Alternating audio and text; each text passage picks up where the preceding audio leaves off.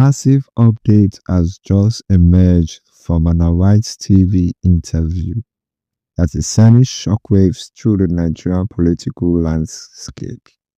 For years, the question has been who will lead and who will follow.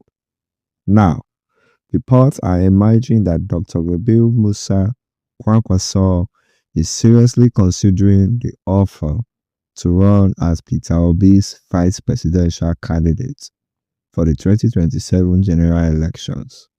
In this video, we break down the undercurrents of this potential alliance and what it means for the APC's hold on power. What was said about Kwankwaso's current stance on the 2027 ticket? In this breakdown, we'll discuss the Kano-Anambra connection, how an Obi Kwankwaso ticket could unite the North and South like never before, conditions for the merger, what Kwankwaso reportedly wants before he officially says yes, Tinubu's reaction, why the ruling party might be getting worried about this new Nigeria coalition. Join the debate. Do you support an Obi Kwankwaso ticket, or should it be Kwankwaso Obi? Drop a winner in the comments if you think you can defeat the APC together. Don't forget to subscribe to RobinNewz for the sharpest, most unfiltered political updates in Nigeria. Post-Ramadan season with Dr. Rabiu Kwankwaso. The narrative says, oh, Kwankwaso is going to go to the ADC. Is it possible he's heading towards the NDC? Because the scenarios are not so clear. The only thing that is clear, in my view, is that there will be a lot of alignments and realignments, and I had given some permutations at the very beginning of this program. But you say he's heading for the ADC. How certain are you? And if he goes to the ADC, as you say, what chances will he have there? So perhaps he wants to go to NDC, where we hear that, President Jonathan may be part of the bargain. There's so much still in the air. But I would like to hear what you have heard and what you think. Now, as for PDP, they were talking about reconciliation. Now the Wike faction now says there's going to be a convention. Now, questions that need to be asked will be, one, there is a case in the Court of Appeal in Ibadan. There's another case at the Supreme Court. So reconciliation seems to be dead on arrival. Seyi Makinde doesn't seem to think reconciliation will work. Governor Ikpeazu doesn't seem to believe in it. If the Wike faction says they are going ahead with the convention, based on what? A Congress that they had organized earlier on that was not recognized, since it's a Congress organized by another faction that is recognized. There's this register, e-registration. It's another faction that conducted the e-registration of members. On the basis of which register will the Wike faction conduct, election or take part in the election? So what are the implications of these contradictions, omissions for the future of the PDP? All right. Thank you so much, Dr. Bati. Well, I will advise that you actually pay attention to the APC. Don't just deflect the issue of the APC, because it has to do with the issues of internal democracy within our political parties. Don't forget what has brought PDP to where it is at the moment is as a result of that, including the decision to print only one form for the position of national chairmanship, which was given to Kabiru Tanimu-Turaki, SAN, and then, of course, Sule Lamido were excluded. Sule Lamido had to go to court. Now we're beginning to see those kind of steps coming up in the APC. And people are being told, oh no, we've already zoned this national chairmanship position to this part of the country. And a group has already come to purchase the form. So nobody else is available to give a form, or there's no form available. The same thing with the position of national secretary in the party. And the party seems to, through its body language, be telling its members that these two key positions are no-go areas.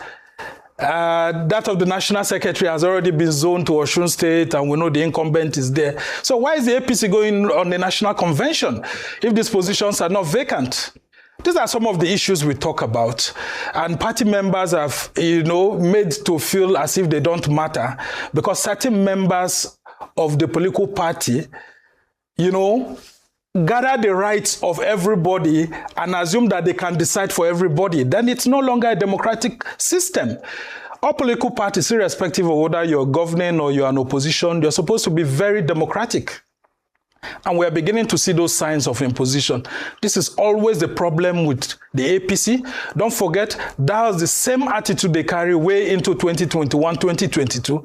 That eventually made them to start having like about 3 to 4 national chairmen here and there, caretaker committees, all sort of absurdities coming on before they had to stabilize ahead of the 2023 general election. So I will ask that you pay special attention because if people are looking for forms to buy and they are not able to buy, and some people are being asked to just step aside, not to partake in the system. Even if the president wants someone, you can use your leverage to see how everybody, it's going to be a direct primary or a consensus system. Through the consensus, we can see the APC is already working out lots of things. The governors are having their way and all of that, which is even making it to look undemocratic. But nonetheless, I will advise that you actually pay serious attention to the APC because the APC as a governing party is supposed to be showing the way for other political parties to follow. And if we are beginning to hear these early complaints, then there's a problem. Why would somebody pay for form and then the form is not available? So why did you sell it? Why did you collect the person's money? So these are some of the issues we are going to be saying. So let's pay attention to the governing party as it heads into its convention, national convention. Yeah, we know that Yilwada had already been elected, had already been chosen by the NEC and all of that. But nonetheless, there needs to be a convention to ratify all of this, and that's why he has to subject himself, because it was just a section of the party that sat down and brought him, not the entire members of the party. But with the national convention, everybody in the party comes together and legitimizes the leadership. So there shouldn't be a situation whereby some people feel that certain seats in the political parties are reserved for them. Then if that's the case, that means that's what we're heading to in 2027, when the governing party will think nobody should compete with it because it's the incumbent. No, things are not done that way. Now let's go to some of the issues that you have raised as per the critical visit that happened yesterday in Kano. Now, this is Olusegun Obasanjo's desire. Actually, I've been speaking with lots of people and they tell me that this is what looks like the last gift that Olusegun Obasanjo, former president of Nigeria, thinks he can give to Nigeria's democratic process by seeing how he can bring some younger elements, quote, within the angle of Nigerian politics. When you say young, it means between 60 to 65 to 70. Seeing how you can bring them together to actually see how, they can, help the democratic process to be strengthened, and there will be a strong opposition, and then of course battling the governing party in 2027, because the way things are going, most of them are not feeling happy that it may look like a one-way contest in 2027. And don't forget, sometime around December, there was a committee that was set up by Olusegun Obasanjo, who had brought some elements between then Labour Party leader Peter Obi, who's now in the ADC, and then Rabiu Musa Kwankwaso. So that committee was set up in December. And Magaji Ibrahim, who happens to be a senior advocate of Nigeria, and the National Legal Advisor of the NMPP before this court judgment in the NMPP, had confirmed that meeting, and they had said that, look, they had been approached. He himself was a member of that committee, and they're already working towards that. So in the ADC, you look at the permutations that are ongoing now, with the South-South ADC already adopting Rotimi Amechi, and you see the article is already strong there.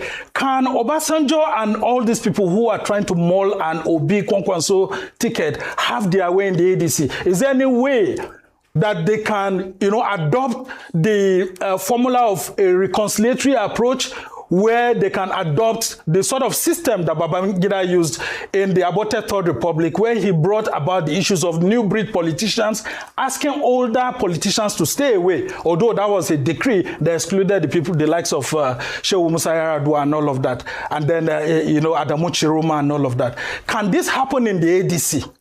Now, if that will happen, then of course, Atiku Abubakar will have to be a part of the process. Then, of course, people like Rotimi Amechi will have to be a part of the process. So, but, I mean, if you look at it, Obasanjo seems to be bringing back what he had tried in 2023, when he tried to, sometime around 2022, move around with Peter Obi across the north, using Professor Ango Abdullahi of the Northern Elders Forum to see how the north can be galvanized towards, seeing Obi, being given a ticket and then being supported by the North. That didn't happen. And when eventually Obi would then go ahead and get the Labour Party ticket, he still tried to see how Kwankwaso can join him. But Kwankwaso said no. He is a more experienced politician, a two-term governor. Former two-term governor, former Minister of Defense. He had been a former Deputy Speaker, so he was more politically experienced than Peter Obi.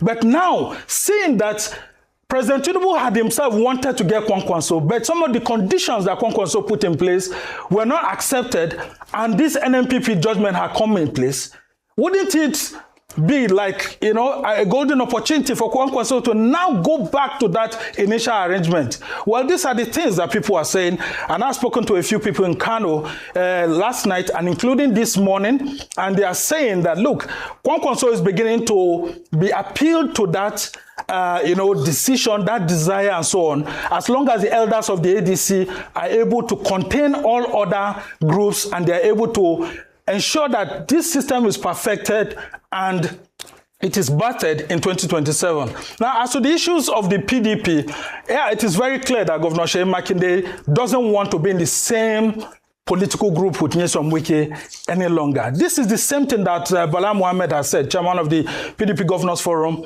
that he doesn't see himself being in the same camp with Nyesom Wike because Nyesom Wike had betrayed the PDP, which made him who he is, including giving him the platform over the years to advance his political future. But look at it very well.